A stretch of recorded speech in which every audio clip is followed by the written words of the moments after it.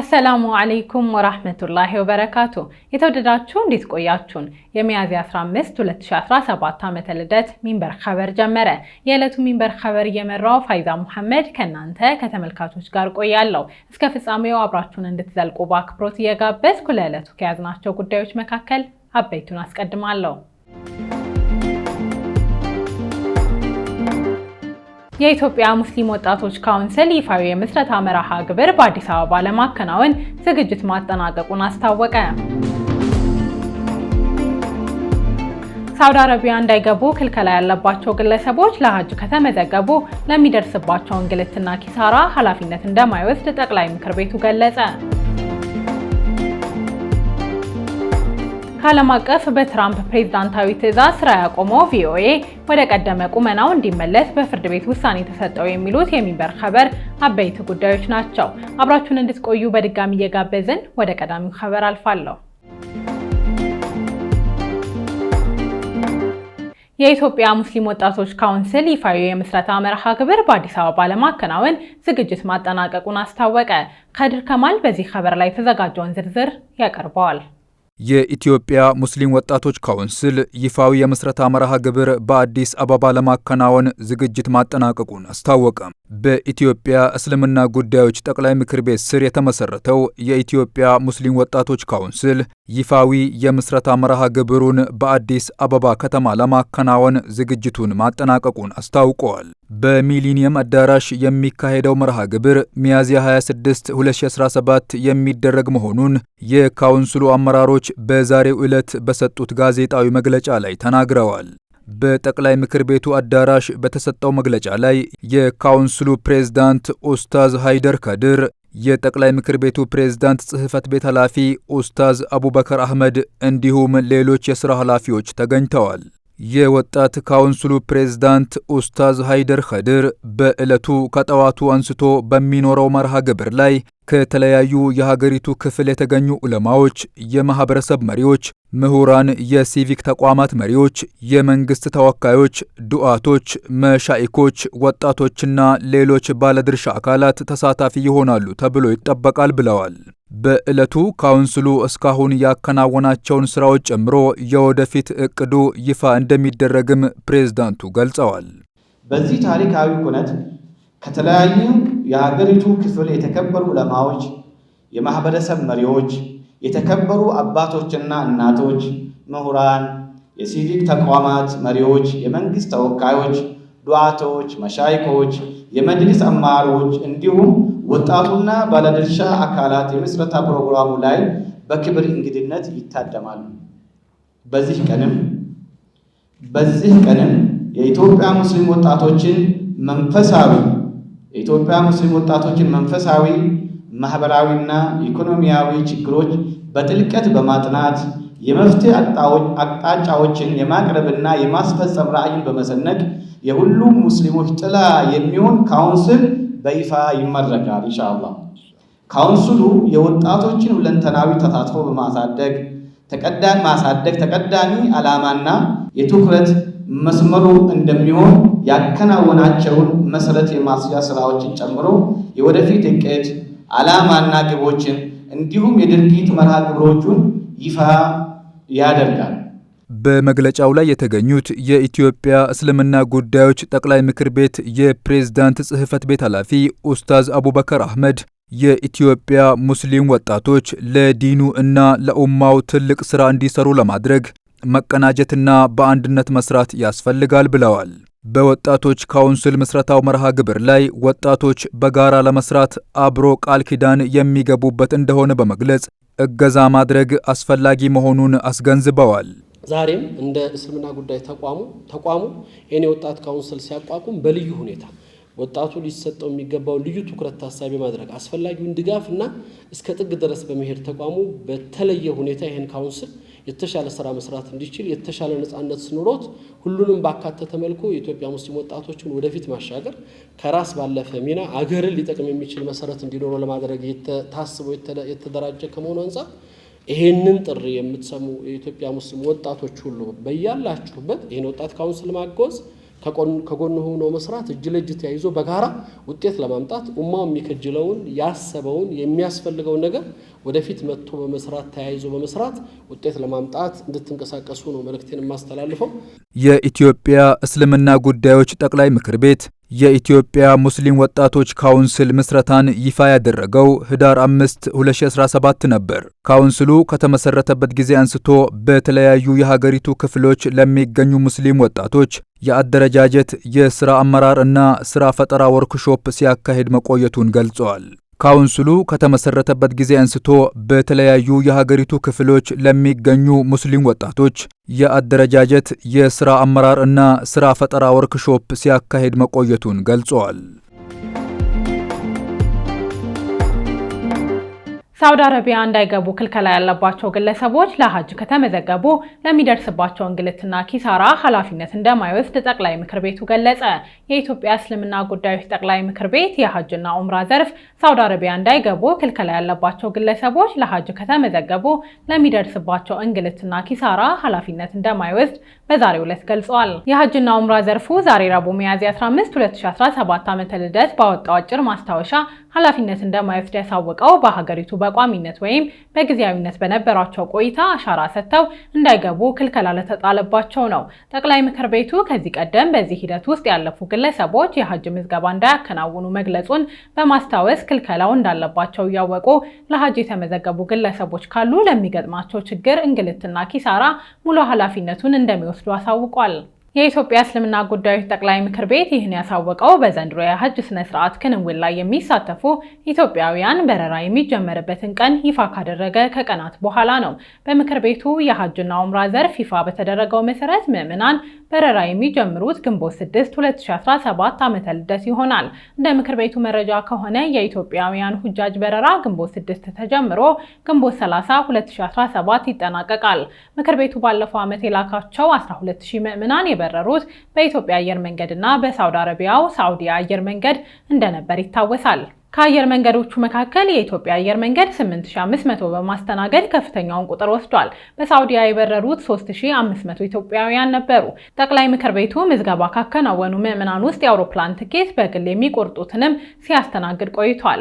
የአየር ትኬት በግል ቆርጠው ሐጅ የሚያደርጉ ምዕመናን መዳረሻ መዲና መሆኑን በመግለጽ እስከ ሚያዝያ 14 2017 ዓመተ ልደት የተረጋገጠ የአውሮፕላን ትኬት በተመዘገቡበት የሐጅ ምዝገባ ጣቢያ ይዘው በመቅረብ እንዲያስመዘግቡ አሳስቧል። በዘንድሮ ዓመት ከኢትዮጵያ በሐጅ ስነ ስርዓት ላይ ይሳተፋሉ ተብሎ በጠቅላይ ምክር ቤቱ በእቅድ የተያዘው ለ6000 ምዕመናን መሆኑን ባለፈው ሳምንት መግለጹ ይታወሳል። 5 የኡምራ ምዕመናን በተሽከርካሪ አደጋ ህይወታቸው አለፈ። የኡምራ ስነ ስርዓት ለመከወን ወደ ሳውዲ አረቢያ የተጓዙ 5 ምዕመናን ወደ መዲና ሲመለሱ የተሳፈሩበት አውቶቡስ በገጠመው አደጋ ህይወታቸው ማለፉን የሳውዲ ባለስልጣናት ገልጸዋል። ኢስላሚክ ኢንፎርሜሽን ድረገጽ እንደዘገበው ከሆነ የኡምራ ተጓዦቹን ለህልፈት የዳረገው አደጋ የተከሰተው የተሳፈሩበት አውቶቡስ ከሌላ ተሽከርካሪ ጋር በመጋጨቱ ነው። በአደጋው ህይወታቸው ያለፈው የፓኪስታን ዜጎች ሲሆኑ 3 ሴቶችና 2 ወንዶች ይገኙበታል። የኡምራ ተጓዦቹ አደጋው የገጠማቸው ታሪካዊውን የበድር ጦርነት ያስተናገደውን ስፍራ ጉብኝት አጠናቀው ወደ መዲና ከተማ እየተመለሱ በነበረበት ወቅት ነው። በአደጋው ህይወታቸው ካለፈው ምዕመናን በተጨማሪ በርካቶች ጉዳት ደርሶባቸው ወደ ሆስፒታል ተወስደዋል። ከተጎጂዎቹ ውስጥ 4 ምዕመናን ወደ መዲና ሆስፒታል፣ 2 ሴቶችን ጨምሮ 4 በሳዑዲ ጀርመን ሆስፒታል እንዲሁም ተጨማሪ 6 ምዕመናን በንጉስ ሰልማን ሆስፒታል የሕክምና ድጋፍ እየተደረገላቸው ይገኛል። ህይወታቸው ያለፈ ምዕመናን ስርዓተ ቀብር በዚያው በሳውዲ አረቢያ እንደሚከናወን ከቤተሰብ ማረጋገጫ እንደተሰጠም ተገልጿል። የሳውዲ አረቢያ ባለስልጣናት የተሽከርካሪ አደጋው መንስኤ ከአሽከርካሪው ብቃት ጋር የተገናኘ መሆኑን መናገራቸውን ዘገባው አመልክቷል። በደቡብ እስያ ውስጥ ከምትገኘው ፓኪስታን ኢስላማዊ ሪፐብሊክ በዓመት ከ200,000 በላይ ምዕመናን ለኡምራ ስነ ስርዓት ጉዞ ያደርጋሉ። ቦይንግ የአፍሪካ ዋና ቢሮውን በአዲስ አበባ ከፈተ።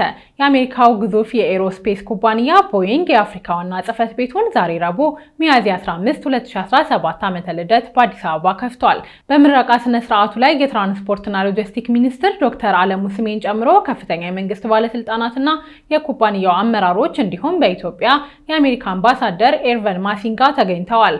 የትራንስፖርትና ሎጂስቲክ ሚኒስትሩ የኩባንያውን ቢሮ መከፈት በዓለም አቀፍ አቪዬሽን ዘርፍ የኢትዮጵያ ሚና እንደሚያሳድግና ለአህጉሪቱ እድገት ወሳኝ አስተዋጽኦ እንደሚኖረው ገልጸዋል። ከ11 ወራት በፊት የአሜሪካው ግዙፉ ኩባንያ ቦይንግ የአፍሪካ ዋና ቢሮውን በኢትዮጵያ ለመክፈት በዝግጅት ላይ መሆኑን ይፋ ማድረጉ ይታወቃል። ይህ ውሳኔ ቀድሞ ሲነገር የነበረው ኬንያ ወይም ደቡብ አፍሪካ ለዚህ መስፋፋት ተመራጭ ቦታዎች ይሆናሉ የሚለውን ግምት ያስቆመ ነበር።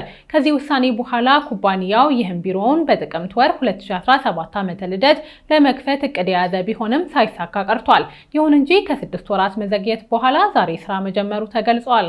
ቦይንግ በ2023 ከኢትዮጵያ ጋር የነበረውን የንግድ ግንኙነት ለማጠናከር በኢትዮጵያ የተወሰኑ የአውሮፕላን ክፍሎችን በጋራ ለመስራት ስምምነት ላይ መድረሱ ይታወሳል። የተወደዳችሁ የተከታተላችሁ የምትገኙት ሚንበር ኸበርን ነው። አብራችሁን ስላላችሁ ደስ ይለናል። ለሚንበር ኸበር ጥቆማ ወይም ማስተያየት ካላችሁ በአጭር የስልክ ቁጥር 9282 ላይ ብትልኩልን አጣርተን መልሰን እናንተው እናቀርባለን። የሚቀናችሁ ማህበራዊ ሚዲያ ከሆነ በሁሉም አማራጮች @ሚንበር ቲቪ ብላችሁ ብትፈልጉን ታገኙናላችሁ። ድረገጻችንን www.minbertv.com ብትጎበኙ ደግሞ አዳዲስ መረጃ ታገኛላችሁ።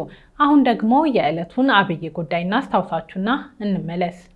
የኢትዮጵያ ሙስሊም ወጣቶች ካውንስል ይፋዊ የምስረታ መርሃ ግብር በአዲስ አበባ ለማከናወን ዝግጅት ማጠናቀቁን አስታወቀ። ከቆይታ በኋላ በትራምፕ ፕሬዝዳንታዊ ትዕዛዝ ስራ ያቆመው ቪኦኤ ወደ ቀደመ ቁመናው እንዲመለስ በፍርድ ቤት ውሳኔ ተሰጥቷል። ዝርዝሩን ይዘን እንመለሳለን። ይጠብቁን። በቱርክ በሬክተር ስኬል 6.2 የተለካ የመሬት መንቀጥቀጥ ተከሰተ። በቱርክ ኢስታንቡል ሲልቬሪ አካባቢ በማራማራ ባህር ዳርቻ ላይ የመሬት መንቀጥቀጥ የተከሰተው ዛሬ እኩለ ቀን አካባቢ መሆኑን የሀገሪቱ የድንገተኛ አደጋ ባለስልጣን አሳውቋል።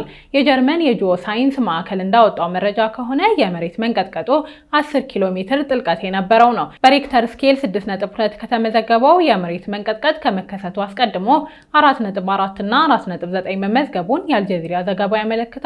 ህንፃዎቹን ማወዛወዙ የተገለጸው በዛሬው ዕለት የተከሰተው የመሬት መንቀጥቀጥ ይህ ዘገባ እስከተጠናቀረበት ሰዓት ድረስ በሰው ህይወት ላይ ያስከተለው ጉዳት ስለመኖሩ ይፋ የተደረገ ነገር የለም። በኢስታንቡል የነበረው የፈረንሳይ ዜና ወኪል ዘጋቢ የመሬት መንቀጥቀጡ ሲከሰት ከነበረበት ህንፃ ወደ ታች መውረዱን ተናግሯል። ዘጋቢው በነበረበት አካባቢ ሰዎች ሲሯሯጡ መመልከቱንም አስረድቷል። የመሬት መንቀጥቀጡ ከተከሰተ በኋላ የቱርክ የሀገር ውስጥ ጉዳዮች ሚኒስትር አሊ ያርሊካን ባለስልጣናት የደረሰውን ጉዳት ለማወቅ መረጃ ማሰባሰብ መጀመራቸውን በኤክስ ገጹ ላይ ጽፏል። የሀገሪቱ ድንገተኛ አደጋ ባለስልጣን ዜጎች በፈራረሱ ህንፃዎች ስር እንዳይቀመጡ ማሳሰቢያ ሰጥቷል። እንደ አውሮፓውያኖቹ አቆጣጠር በየካቲት 2023 በሀገሪቱ ደቡብ ክፍል በተከሰተ የመሬት መንቀጥቀጥ በሺዎች የሚቆጠሩ ሰዎች ህይወት አልፏል። ከህዳሴ ግድብ ጋር በተገናኘ ከግብጽ ለባለቤታቸው ጉቦ ተቀብለዋል የተባሉት የአሜሪካው ምክር ቤት አባሉ ቦብ ሜንዴዝ የትዳር አጋር ጥፋተኛ ተባሉ። ህዳሴ ግድቡን ጨምሮ ከግብጽ መንግስት ጋር በሚስጥር በመስራት ጉቦ በመቀበል ተከሰው እስር የተፈረደባቸው የቀድሞ የአሜሪካው ምክር ቤት አባል ሮበርት ሜኔንዴዝ የትዳር አጋር ናንዲኒ ሜኔንዴዝ በባለቤታቸው የረዥም ጊዜ ሙስና ተግባራት ውስጥ ተባባሪ በመሆን ጥፋተኛ ተብለዋል። የቀድሞ የኒው ጀርሲ እንደራሴ ሚስት የሆኑት ናንዲኒ ሜኔንዴዝ በኒውዮርክ ዳኛ ጥፋተኛ የተባሉት ባለቤታቸው ፖለቲካዊ ውለታ ለመዋል ከፍተኛ መጠን ያለው ገንዘብ፣ ጥፍጥፍ ወርቅና ውድ ተሽከርካሪ ከተቀበሉባቸውና ለዓመታት ሲፈጽሟቸው በነበሩት የጉቦ ወንጀሎች ውስጥ ተሳትፎ ነበራቸው በሚል ነው። የ58 ዓመቷ ናንዲኒ ሜኔንዴዝ ጥፋተኛ የተባሉት ባለቤታቸውን በመደገፍ ጉቦ በመቀበልና ፍትህን ለማደናቀፍ መሞከርን ጨምሮ በ15 ክሶች ነው። ግለሰቧ ክስ የተመሰረተባቸው ከባለቤታቸው ጋር ከ2 ዓመት በፊት ቢሆንም የፍርድ ሂደቱ እንዲዘገይ የተደረገው በነበራቸው የጡት ካንሰር ሕክምና ምክንያት ነው። ባለቤታቸው ሮበርት ሜኔንዴዝ ባለፈው ዓመት ሐምሌ ላይ የ11 ዓመት እስር የተፈረደባቸው ሲሆን ፍርድ ቤቱ የቅጣት ውሳኔ ለማሳለፍ ለሰኔ ወር ቀጠሮ ይዟል። በኒውዮርክ የሚገኘው የአሜሪካው አቃቢ ሕግ ባወጣው መግለጫ ባልና ሚስቱ ስልጣንን ለብልሹ ጥቅም በማዋል ተሳታፊ በመሆን የወንጀል አጋሮች ናቸው ብሏል። ጨምሮም የፍርድ ቤቱ ውሳኔ የመንግስት ባለስልጣናት የተሰጣቸውን ስልጣን ለሽያጭ ማቅረብ እንደማይችሉ ግልጽ መልእክት ያስተላለፈ ነው ሲል ግለሰቦቹ ስልጣንን ያለአግባብ መጠቀማቸውን አመልክቷል። በፍርድ ሂደቱ ወቅት አቃቢያን ሕጎች ሚስት በባላቸው የጉቦ ድርጊቶች ውስጥ ወሳኝ ቦታ እንደነበራቸው የሚቀርቡ ስጦታዎችንና ገንዘብን የሚቀበሉት እሳቸው እንደነበሩ ለዳኛው አስረድተዋል። ሚስት ጉቦዎችን ይቀበሉ ነበር በተባለበት ጊዜ ባለቤታቸው ሮበርት ሜኔንዴዝ የአገሪቱ የውጭ ጉዳይ ፖሊሲዎች ላይ ከፍተኛ ተጽዕኖ ባለው የአሜሪካ ምክር ቤት የውጭ ግንኙነት ኮሚቴ ውስጥ ዲሞክራቶችን ወክለው ከ5 ዓመታት በላይ ሰርተዋል። የተከሳሿ ጠበቆች በቤታቸው ውስጥ የተገኘውን ወርቅና የገንዘብ ክምር ከኃላፊነታቸው ጋር የሚገናኝ ስለመሆኑ የሚያሳይ ማስረጃ መንግስት አላቀረበም ሲሉ ተከራክረው ጥፋተኛ መባላቸው እንዳሳዘናቸው ገልጸዋል። የምክር ቤት አባሉ ሜኔንዴዝ እና ሚስታቸው በአሜሪካ ምክር ቤት ውስጥ ባላቸው ሚና የመንግስትን ስልጣን በመጠቀም በሚስጥር የግብጽ መንግስት ጥቅም በሚያስጠብቅ ሰፊ ተግባራት ውስጥ በመሳተፍ መከሰሳቸውን አቃቢ ሕግ ማሳወቁን የዘገበው ቢቢሲ ነው። በትራምፕ ፕሬዝዳንታዊ ትዕዛዝ ስራ ያቆመው ቪኦኤ ወደ ቀደመው ቁመናው እንዲመለስ በፍርድ ቤት ውሳኔ ተሰጠው። አህመድ አብዱራህማን ዝርዝር አለው። በትራምፕ ፕሬዝዳንታዊ ትዕዛዝ ስራ ያቆመው ቪኦኤ ወደ ቀደመ ቁመናው እንዲመለስ በፍርድ ቤት ውሳኔ ተሰጠው። የአሜሪካው ፕሬዝዳንት ዶናልድ ትራምፕ ዳግም ወደ ስልጣን ከተመለሱ በኋላ በሰጡት ትዕዛዝ ስራ ያቆመው የአሜሪካ ድምፅ ራሳቸው እንደሚጠሩት ቮይስ ኦፍ አሜሪካ ቪኦኤ ወደ ቀደመ ቁመናው እንዲመለስ ውሳኔ የተሰጠው በፌዴራል ፍርድ ቤት ዳኛ ነው። ዳኛው ሮይስ ላምበርት ከመጋቢት 5 2017 አንስቶ ስርጭቱ ተቋርጦ የሚገኘው ሬዲዮ ወደ ቀደመው አቋሙ እንዲመለስ ውሳኔ ያሳለፉት ትላንት ማክሰኞ ምሽት ነው። በትራምፕ ትዕዛዝ መሰረት ጊዜያዊ ሰራተኞች ኮንትራታቸው መጋቢት 21 2017 እንዲቋረጥ የተደረገ ሲሆን ቋሚዎቹ ደግሞ በግዳጅ አስተዳደራዊ እረፍት እንዲወስዱ ተደርገዋል። የፍርድ ቤቱ ዳኛ ባሳለፉት ውሳኔ አስተዳደራዊ እረፍት የተሰጣቸው ቋሚና የኮንትራት ሰራተኞች ወደ ስራቸው እንዲመለሱ ትዕዛዝ ሰጥተዋል። አዲሱን ትዕዛዝ ያስተላለፉት ዳኛ የትራምፕ አስተዳደር እርምጃ የወሰደው በሰራተኞች፣ በኮንትራክተሮች፣ በጋዜጠኞችና በዓለም ዙሪያ የመገናኛ ብዙሃኑን በሚከታተሉ ሰዎች ላይ የሚደርሰውን ጉዳት ከግምት ሳያስገባ ነው ብለዋል። የአሜሪካ መንግስት የአሜሪካ ድምፅ ቋሚና ኮንትራት ሰራተኞች ከፕሬዝዳንታዊ ውሳኔ በፊት ወደ ነበሩበት ቦታ እንዲመለሱ እንዲያደርግ ትዕዛዝ ሲተላለፍለት በራዲዮ ፍሪ ኤዥያና ሚድል ኢስት ብሮድካስቲንግ ኔትወርክስ ላይ ተመሳሳዩ እንዲተገበር ውሳኔ ተሰጥቷል። ዳኛው በተጨማሪም የትራምፕ አስተዳደር ውሳኔ የዓለም አቀፍ ብሮድካስቲንግ ደንብንና በጀት የሚመድበውን የአሜሪካ ምክር ቤት ስልጣንን የሚጋፋ ድርጊት ነው ብለዋል። በአሜሪካ ድምፅ ስር ቪኦኤ አማርኛ፣ አፋን ኦሮሞና ትግርኛ የሚተዳደረው ዩናይትድ ስቴትስ ኤጀንሲ ፎር ግሎባል ሚዲያ በተሰኘ ኤጀንሲ ስር ነው። ኤጀንሲው ለትርፍ ያልተቋቋሙና የኮሚኒዝም ርዕዮተ ዓለምን ለመከላከል የተመሰረቱ የራዲዮ ጣቢያዎችን በገንዘብ የሚደግፍ መሆኑ የሚነገርለት ነው። በዚህ አግባብ የገንዘብ ድጋፍ ከሚደረግላቸው መካከል የአሜሪካ ድምፅ አንደኛው ነው። ራዲዮ ፍሪ ዩሮፕ ወይም ራዲዮ ሊበርቲና ራዲዮ ማርቲ በዚህ ምድብ ውስጥ ይገኛሉ። ራዲዮ ፍሪ ዩሮፕ በምስራቅ አውሮፓ፣ ማዕከላዊ እስያ፣ የምዕራብ እስያን ክፍል በሚያቅፈው የካውካሰስ ቀጠናና በመካከለኛው ምስራቅ የሚሰራጭ ነው። ራዲዮ ማርቲ ደግሞ በስፓኒሽ ቋንቋ የሚተላለፍ የፕሮፓጋንዳ ማሽን ነው ተብሎ የሚገለጽ ነው። ለእነዚህ ራዲዮ ጣቢያዎች ገንዘብ የሚደግፈው ኤጀንሲው ድጎማውን የሚቀበለው ከአሜሪካ መንግስት ነው። ኤጀንሲው በስሩ ከ3500 በላይ ሰራተኞችን እንዳቀፈ ይነገራል። ጣቢያው እንዲዘጋ ትራምፕ ፕሬዝዳንታዊ ውሳኔ ማስተላለፋቸውን ተከትሎ በኢትዮጵያ በ3 ቋንቋዎች ማለትም በአማርኛ፣ ትግርኛና አፋን ኦሮሞ የሚተላለፈው ስርጭት ከ1 ወር በላይ ተቋርጦ ቆይቷል። በክፍሎቹ የሚገኙ ሰራተኞች የግዳጅ እረፍት እንዲወጡ ከተደረገ በኋላ ትዕዛዙ እንዲከለስ በተለያዩ መድረኮች ውትወታ ሲያደርጉ ነበር። በአጠቃላይ የቪኦኤ ሰራተኞችም የመናገር ነጻነት ላይ የተፈጸመ አፈና ነው በማለት ተቃውሞ ሲያሰሙ ቆይተዋል። የጣቢያው ዋና ዳይሬክተር በዋሽንግተን ፍርድ ቤት ትዕዛዙን በመቃወም የክስ መዝገብ እንዲከፈት ማድረጋቸውን ለሰራተኞች ባሰራጩት ደብዳቤ ገልጸው ነበር። ቮይስ ኦፍ አሜሪካ በወግ አጥባቂው ሪፐብሊካን ፓርቲ ሰዎች ትችት የሚሰነዘርበት ነው። ፕሬዝዳንት ትራምፕ እንደ አውሮፓውያኑ አቆጣጠር በ2016 ስልጣን በያዙበት ወቅት የዋይት ሃውስ ሰዎች በቀጥታ ቪኦኤ ለአሜሪካ ጥቅም እሰራለሁ ቢልም አገልግሎቱ ግን ለጠላት ያደላ ነው የሚል ነቀፌታ ሰንዝረውበታል። ትራምፕ በዳግም ምርጫ ሳይቀናቸው ቀርቶ በመሃል ዴሞክራቶች ስልጣን ሲቆናጠጡ ትችቱ እንዲረግብ ሆኗል። ይሁን እንጂ ፕሬዝዳንቱ ዳግም ወደ ስልጣን ሲወጡ ቀድሞ ያቄሙበት ራዲዮ ላይ ትዕዛዝ ማስተላለፋቸው አነጋጋሪ ሆኖ ሰንብቷል። ትላንት በተላለፈው ውሳኔ ዳኛው የትራምፕ አስተዳደርን ውሳኔ በዘፈቀደ የተወሰደ እርምጃ መሆኑን ለመረዳት አስቸጋሪ አይደለም በማለት የተፈጸመው ጥሰት እንዲስተካከል አዘዋል። በዳኛው የተሰጠውን ውሳኔ ተከትሎ መግለጫ ያወጣው ድንበር የለሽ የጋዜጠኞች ቡድን የትራምፕ ውሳኔ በመሻሩ ደስታውን በመግለጽ አስተዳደራቸው ትዕዛዙን በአስቸኳይ ተፈጻሚ በማድረግ ሰራተኞች ወደ ሥራ ገበታ እንዲመለሱ ጥሪ አቅርበዋል። ከሁለተኛው የዓለም ጦርነት በኋላ የናዚ ጀርመንን ፕሮፓጋንዳ ለመቀልበስ በሚል የተቋቋመው የአሜሪካ ድምፅ በመላው ዓለም ከ40 በላይ ቋንቋዎች የሚሰራጭ ነው። በአጠቃላይ ከ354 ሚሊዮን በላይ አድማጭ እንደነበረውም ይነገራል። ውድ ተመልካቾች ለዛሬ ያዘጋጀነው የሚንበር ኸበር በዚሁ ተጠናቀቀ። ፋይዛ መሐመድ አብሬያችሁ ቆየው። አሰላሙ አለይኩም ወራህመቱላሂ ወበረካቱ።